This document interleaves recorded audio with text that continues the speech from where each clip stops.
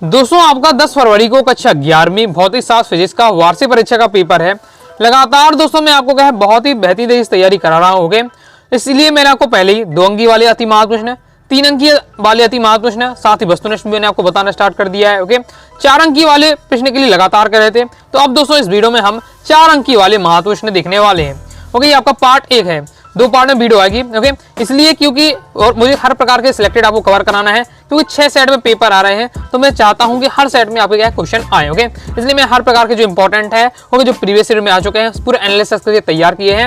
Okay, तो आपको जरूर तैयार कर लेना है। जो क्वेश्चन बताऊं इस वीडियो में 12-13 क्वेश्चन होंगे। ओके, नेक्स्ट में भी आपको क्या है 10-12 क्वेश्चन बता दूंगा, तो 20-22 क्वेश्चन आपको कम 4 नंबर वाले तैयार करके रखने चाहिए। ओके, तो समय मायने नहीं रखता पढ़ने के लिए, बस मकसद और मन ही क्या है काफी है। सबसे पहले दोस्तों हमारा क्वेश्चन है, प्रतिबल किसे कहते हैं? इसका मात्रक तथा विमीय सूत्र लिखिए। प्रतिबल कितने प्रकार के होते हैं? 4 नंबर क्वेश्चन है, तो एक एक लाइन है, एक आपके यहाँ 3 से 4 क्वेश्चन शॉर्ट में पूछ लिए गए हैं। पहले पूछे यार प्रतिबल किसे कहते हैं? तो किसी वस्तु के अनुप्रस्थ काट के एकांक क्षेत्रफल पर कार्य करने वाले प्रत्यानयन बल को हम क्या है प्रतिबल कहते हैं। बहुत ज्यादा इंपॉर्टेंट है। ओके, अब जरूरी नहीं कि आपको 4 नंबर में क्वेश्चन आपका ये आ रहा है तो आपको 2 नंबर में प्रतिबल पूछ लिया जा सकता है, या फिर आपका प्रतिबल का मात्रक या विमीय सूत्र आपको वस्तुनिष्ठ में आ सकता है। तो कई सारे आपको फायदे मिलेंगे। ये टॉपिक आपको अच्छे से तैयार करके रखना है, बहुत ज्यादा इंपॉर्टेंट है, प्रीवियस ईयर में आ चुका है। तो प्रतिबल क्या है? किसी वस्तु के अनुप्रस्थ काट के एकांक क्षेत्रफल पर लगने वाला जो कार्य प्रत्यानयन हमारा बल होता है, उस बल को हम क्या प्रतिबल कहते हैं। तो प्रतिबल बराबर होता है प्रत्यानयन बल बटे आपका होता है क्षेत्रफल। मात्रक की बात करें तो आपका क्या होता है, अब बल है तो न्यूटन होगा, क्षेत्रफल होगा तो मीटर स्क्वायर, तो आपके न्यूटन अपॉन मीटर स्क्वायर विमीय सूत्र आपको याद कर लेना है। फिर आपके क्या प्रतिबल के प्रकार पूछे जा रहे हैं। तो प्रतिबल दोस्तों आपके 2 प्रकार के होते हैं, एक अभिलंब प्रतिबल, दूसरा आपका इस तरह से देखिए प्रतिबल। ओके, नेक्स्ट हमारा क्वेश्चन है, सीमांत वेग से क्या तात्पर्य है? इसके लिए सूत्र की व्युत्पत्ति कीजिए। तो इसे भी आपको तैयार करना है, प्रीवियस ईयर में एक बार आया 19 में आपका 2019 में क्वेश्चन था। ओके, ये आपका सीमांत वेग आपका दिया हुआ है, इंपॉर्टेंट है, और ये आपको पहले सीमांत वेग की परिभाषा याद कर लेना है, फिर उसके बाद उसकी उत्पत्ति किस प्रकार से की जाती है। ओके, हमें आपको सभी क्वेश्चन कवर करने हैं, तो मैं आपको एक लाइन नहीं समझा रहा हूँ, आपको सभी आपको तैयार कर लेना है, पूरी आपको अच्छे तरीके से प्रैक्टिस करिएगा। और उससे क्या है सूत्र की उत्पत्ति दी हुई, लेकिन कमी इंपॉर्टेंट है। ओके, आप इग्नोर करना चाहे तो कर सकते हैं, लेकिन थोड़ा सा आपको है चीजों को आपको समझ लेना है। जो आपने बहुत ज्यादा सिलेक्टेड हो उसमें आपको बता दूंगा, जो कम इंपॉर्टेंट हो कोई बता दूंगा। तो सबसे ज्यादा इंपॉर्टेंट हो सबसे पहले तैयार करना है, और उसके बाद इनको क्या है शॉर्ट में आपको समझ के रखना है। इसके बाद नेक्स्ट हमारा क्वेश्चन है, आवर्तकाल एवं आवृत्ति को परिभाषित कीजिए। तो उनके संबंध क्या स्थापित आपको करना है। आवर्तकाल और आवृत्ति की परिभाषा तो बहुत ज्यादा इंपॉर्टेंट है, तैयार करके रखना है। और दोनों में क्या संबंध है? आवर्तकाल क्या है? एक कंपन पूरा करने में लगा समय वस्तु का आवर्तकाल या दोलनकाल कहलाता है, जबकि आवृत्ति आपकी क्या है? 1 सेकंड में वस्तु जितने कंपन पूर्ण कर लेती है, यानी कंपनों की संख्या 1 सेकंड में जितने कंपन कर रही है वस्तु, वो आपको क्या हो जाएगा, उस वस्तु की आवृत्ति कहलाती है। अब आवर्तकाल आवृत्ति में संबंध ये पूछे जा रहा, तो इस प्रकार से आपका दिया हुआ है, तो इसे आपको क्या तैयार कर लेना है। आगे देख लेते हैं। आगे नेक्स्ट हमारा सदिश और अदिश में अंतर। हो गया, आपको तैयार करना है, शॉर्ट में भी आ सकता है, आपका लॉन्ग में भी पूछ जा सकता है। तो सदिश और अदिश में एक बार अंतर आपको पढ़ लेना है। सदिश हमने टॉपिक क्योंकि पहले अच्छे से डिटेल से पढ़ा होगा जब। ओके, तो फिर तो आपको बहुत आसानी से पढ़ते ही आपको चीजें समझ में आ रही होगी, तो इसे आपको तैयार लीजिएगा एक बार। ओके, अगर चीजें नॉर्मल तरीके से पढ़ी होगी, तो सदस्य के बारे में जानते होंगे, तो आप अंतर भी आप उसमें लिख पाएंगे। आगे नेक्स्ट हमारा क्वेश्चन है, अब यहाँ देखिए 4 नंबर क्वेश्चन है, 2 नंबर के आपको समझ लीजिए 2 क्वेश्चन इस टाइप से भी आपका टाइप का क्वेश्चन आ सकता है। तो एक तो हमें पूछा जा रहा है, ताप की परिवर्ती दशा और आपको स्थायी दशा में आपको अंतर बताना है, चालन और सम्मान में आपको अंतर बताना है। तो ताप की परिवर्ती दशा और स्थायी दशा में आपका अंतर दिया हुआ है, एक बार इसे तैयार कर लिए। चालन और सम्मान में अंतर थोड़ा समझ कर आप तैयार करिएगा। ओके, इन चीजों को एक बार समझ लेते हैं तो आपको याद अच्छे से लंबी समय तक आपकी रहेंगी।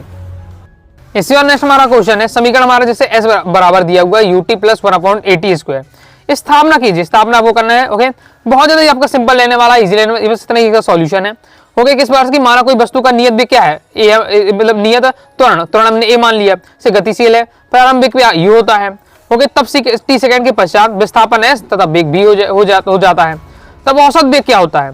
औसत वेग दोस्तों होता है प्रारंभिक वेग प्लस आपका क्या हो जाएगा, प्रारंभिक वेग प्लस आपका अंतिम वेग, यानी आपका औसत वेग बराबर u + b/2 आपका 2 हो जाएगा।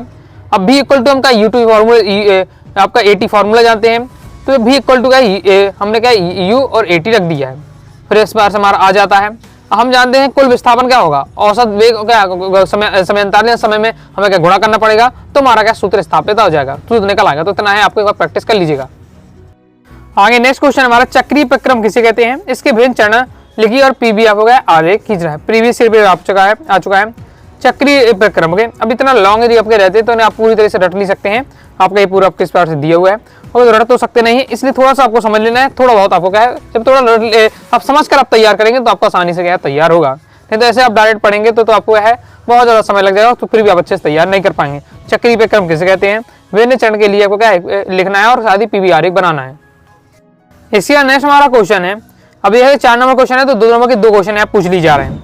प्रत्यास्थता की सीमा से आप क्या समझते हैं, प्रत्यास्थता की थकान को समझाइए। 2 यहाँ क्वेश्चन पूछे जा रहे हैं। पहले प्रत्यास्थता की सीमा।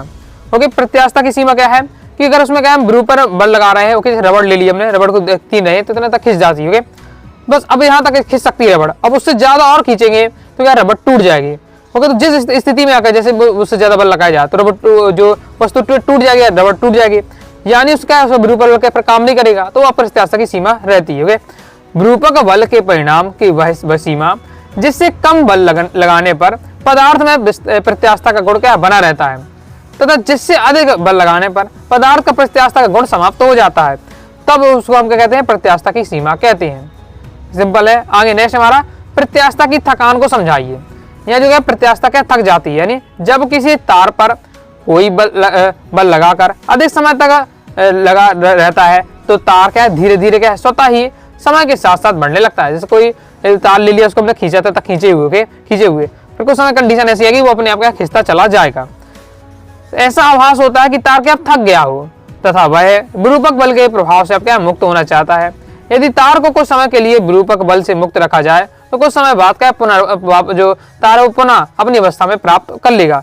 दोनों को प्रत्यास्था शांति और प्रत्यास्था की थकान कहते हैं। क्लियर है, ये इंपॉर्टेंट है, तैयार कर लीजिएगा। जैसे सरल आवर्त गति करते हुए कण का विस्थापन समीकरण स्थापित कीजिए। इंपॉर्टेंट है, प्रीवियस ईयर में आ चुका है। सरल आवर्त गति करते हुए कण का आपको विस्थापन समीकरण क्रम से आपका दिया हुआ है। हम जानते हैं कि क्या है, जब कोई कण किसी वृत्त की परिधि पर एक समान कोणीय वेग से घूमता है तो उस कण की स्थिति वृत्त के किसी भी व्यास पर डाला गया लंबवत बिंदु के या सरल आवर्त गति करता है। इस प्रकार से आपका दिया हुआ है, तो तैयार कर लीजिएगा। पूरा आपको डायग्राम बनाना है। ओके, यहाँ पर आपको आपका त्रिभुज दिया गया है, साइन ओमेगा टी से निकाला गया मान। इस प्रकार से दोस्तों ये हमारा क्या कंप्लीट हो जाता है। आगे नेक्स्ट दोस्तों हमारा क्वेश्चन है, अप्रगामी तरंगे क्या हैं, इनकी क्या विशेषताएं लिखिए। कोई आपको 3 विशेषताएं बतानी है। तो अप्रगामी तरंगे कौन कौन सी आपकी तरंगे होती हैं, जब समान आयाम तथा समान आवृत्ति की 2 प्रगामी तरंगे किसी एक बद्ध माध्यम से समान चाल से एक ही रेखा में परंतु विपरीत दिशा में चलती हैं तो उनके अध्यारोपण से उत्पन्न होने वाले परिणामी तरंग समय के साथ क्या आगे नहीं बढ़ता है, इसे हम क्या अप्रगामी तरंगे कहते हैं। तो अप्रगामी तरंगों के बारे में क्या पता चलता है कि ये तरंगे क्या है माध्यम में आगे नहीं बढ़ती हैं, बल्कि यह अपने ही स्थान पर स्थिर रहकर क्या है फैलती और सिकुड़ती रहती हैं। तो इन तरंगों का इस गुण को हम क्या अप्रगामी तरंगे कहते हैं। क्लियर, वही इसकी विशेषता भी है। दूसरा कि इस तरंगों द्वारा ऊर्जा का कोई भी स्थानांतरण नहीं होता है। तीसरा है इन तरंगों में माध्यम के कुछ बिंदुओं पर स्थित कण सदैव स्थिर रहते हैं, अर्थात उनका विस्थापन क्या शून्य होता है और इन बिंदुओं के निस्पंदन कहते हैं। ये आपका अप्रगामी तरंग के बारे में उसकी विशेषताएं दी हुई है। नेक्स्ट हमारा क्वेश्चन रहने वाला है, कोई कण एक समान त्वरित गति से गतिशील है, इसका वेग समय ग्राफ बनाइए जबकि उसका त्वरण क्या ऋणात्मक हो। इंपॉर्टेंट है, तो इसको भी आपको क्या सीख लेना है।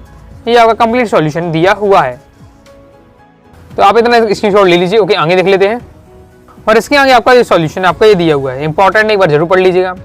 अब आपके पास जो नेक्स्ट क्वेश्चन आ रहा है ये बहुत ज्यादा इंपॉर्टेंट, लिख कर मैं देता हूँ। आपके 6 सेट हैं, किसी ना किसी सेट में ये जरूर आएगा, तो आपको रट के रखना है। ओके, अब ये तो मैं नहीं कह सकता कि 6 के सेट में आएगा, लेकिन हाँ 1 से 2 सेट में आपका 100% ये क्वेश्चन आपको देखने को मिलेगा। इसके सेट में कौन से क्वेश्चन आए ये तो क्लियर नहीं, लेकिन आएगा जरूर, बहुत ज्यादा इंपॉर्टेंट है, क्योंकि इसके बिना आपका काम नहीं होता। ओके, क्योंकि बहुत ज्यादा इंपॉर्टेंट क्वेश्चन है, तो इसको आपको एकदम रट के रखना है। प्रीवियस ईयर में लगातार ये क्वेश्चन आया। प्रक्षेप गति से आप क्या समझते हैं, सिद्ध कीजिए। प्रक्षेप का कहते हैं जो पथ होता है वो परवलयाकार होता है। एकदम इस क्वेश्चन को आपको अच्छे से तैयार कर लेना है, बहुत ज्यादा इंपॉर्टेंट है। प्रक्षेप गति पहले आपको तय करना है कि प्रक्षेप गति क्या होती है। तो जब भी हम क्या किसी वस्तु को ऊर्ध्वाधर यानी ऊर्ध्वाधर नहीं ऊपर की ओर फेंकते हैं, ओके, तो अन्य दिशा में फेंका जाए तो ऊर्ध्वाधर तल में एक क्या है वक्र पथ गति करती हुई पृथ्वी पर किसी अन्य स्थान पर गिरती है वस्तु की इस गति को प्रक्षेप गति कहते हैं। सिंपल है जी। आपके जमीन हो जाती है, आप खड़े हुए, ओके, आपने कोई बॉल फेंकी तो इस प्रकार से आपकी जाएगी यू करते हुए और कहीं दूसरी ओर गिर जाएगी। तो जो एक पथ क्या है परवलय पथ पर जो बॉल ने क्या गति करी है, तो यही क्या है प्रक्षेप गति कहलाती है। बाकी आपका दिया यह उदाहरण समझाया जा रहा है, फिर यहाँ से व्यंजक उसका निकाला गया है। तो आप देख लीजिए किस प्रकार से किया गया है और अच्छे से आपको दोस्तों तैयार कर लेना है। पूरा सॉल्यूशन मैं आपको बता रहा हूँ। इसके आगे दोस्तों आपका ये सॉल्यूशन दिया हुआ है ऊर्ध्वाधर दिशा में गति के लिए, ये है आपका यहाँ से मेन सॉल्यूशन। बहुत ज्यादा इंपॉर्टेंट है, अच्छे से तैयार कर लीजिएगा कि प्रक्षेप का जो पथ होता है परवलयाकार होता है, इसे आपको क्या है सिद्ध करना है। इसके आगे दोस्तों आपको ये सॉल्यूशन दिया हुआ है, लिख कर आपको क्या है बार बार इसकी प्रैक्टिस करनी है, तैयार कर लीजिएगा। नेक्स्ट बहुत ज्यादा इंपॉर्टेंट ये भी आपका है, किसी ठोस के रेखीय प्रसार गुणांक तथा क्षेत्रीय प्रसार गुणांक में संबंध स्थापित कीजिए। प्रीवियस ईयर में आ चुका है, इंपॉर्टेंट है, तैयार करके रखना है। आपको ठोस के रेखीय प्रसार गुणांक और क्षेत्रीय प्रसार गुणांक में क्या संबंध होता है आपको बताना है। क्रम से आपका दिया हुआ किस प्रकार से करना है।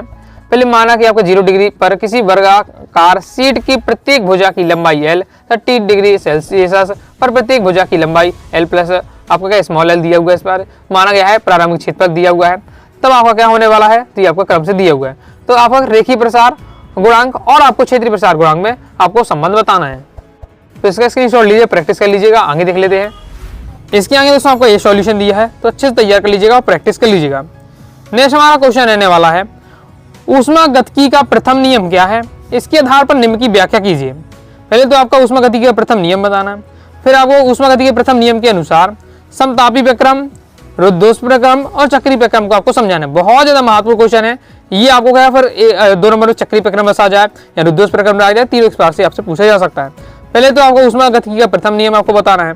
तो जब ऐसे निकाय को जो बाह्य कार्य करने में समर्थ हो ऊष्मा दी जाती है, तो निकाय द्वारा अवशोषित ऊष्मा उसके द्वारा किए गए बाह्य कार्य और उसकी आंतरिक ऊर्जा में वृद्धि योग के बराबर होती है। ये आपका दिया हुआ है ऊष्मागतिकी का प्रथम नियम। अब दोस्तों आपको क्या है, ये आपका ऊष्मागतिकी के प्रथम नियम से आ जाता होगा। अब क्रम से इसी के आधार पर आपको क्या है, तो समतापी प्रक्रम, रुद्धोष्म प्रक्रम और चक्रीय प्रक्रम बताना है। पहले यहाँ समतापी प्रक्रम को समझाया जा रहा है कि आदर्श गैस में समतापी प्रक्रम में ताप स्थिर हो, इसलिए आपका क्या होगा, आंतरिक ऊर्जा में कि जो मान होगा वो 0 होगा। तो ऊष्मागतिकी के प्रथम नियम से इस बार से आ जाएगा हमारा। इससे क्या समझ में आता है कि समतापी प्रक्रम में निकाय द्वारा अवशोषित ऊष्मा, ओके, अवशोषित ऊष्मा किसके बराबर होती है, निकाय द्वारा किए गए कार्य के बराबर होती है। किसमें, समतापी प्रक्रम में। रुद्धोष्म प्रक्रम में आपका दिया हुआ है। अब इसमें क्या है, रुद्धोष्म प्रक्रम में ऊष्मा का ना तो क्या अवशोषण होता है ना ही निष्कासन होता है। तब रुद्धोष्म प्रक्रम से क्या हो जाएगा, आंतरिक ऊर्जा में कमी किसके बराबर हो जाएगी, निकाय द्वारा किए गए कार्य के बराबर हो जाएगी। फिर आपको ये दिया है चक्रीय प्रक्रम, कि चक्रीय प्रक्रम में निकाय की प्रारंभिक व अंतिम अवस्थाएं समान होती हैं, इसलिए आंतरिक ऊर्जा में क्या होगा, परिवर्तन होगा। तो इस बार से आपका दिया है, तैयार कर लीजिएगा। ओके, तो उसमें का दिया प्रथम नियम और उसके आधार पर समतापी प्रक्रम, रुद्धोष्म प्रक्रम और चक्रीय प्रक्रम ने देखा है। पेपर में हो सकता है 2 नंबर केवल या आपका एक बार रुद्धोष्म प्रक्रम बस पूछ लिया जाए, तो वो चीज को आपको समझा देना है, कंप्लीट हो जाता है। इस बार से मैंने आपको कहा है 4 अंक वाले भी सिलेक्टेड क्वेश्चन बताए हैं। देखो एक और वीडियो आ रही है जिसमें आपको क्या है और भी थोड़ा क्वेश्चन रहेगा जो आपको तैयार करना है, तो दोनों भी उन्हें भी हम देख लेंगे। आइए दोस्तों आपको वीडियो लाइक करें, सब्सक्राइब कर दीजिए। इससे पहले 2 अंकी वाले 3 अंकी वाले वस्तुनिष्ठ और भी आपको प्रैक्टिस कराए हैं, क्रम से आप तैयार करते जाइएगा प्ले लिस्ट पे जाकर। साथ ही कोई डाउट आता है कमेंट से आप जरूर पूछ लीजिएगा, चैनल व्हाट्सएप चैनल को ज्वाइन कर लीजिएगा। मिलते हैं नेक्स्ट वीडियो में, तब तक के लिए बाय बाय।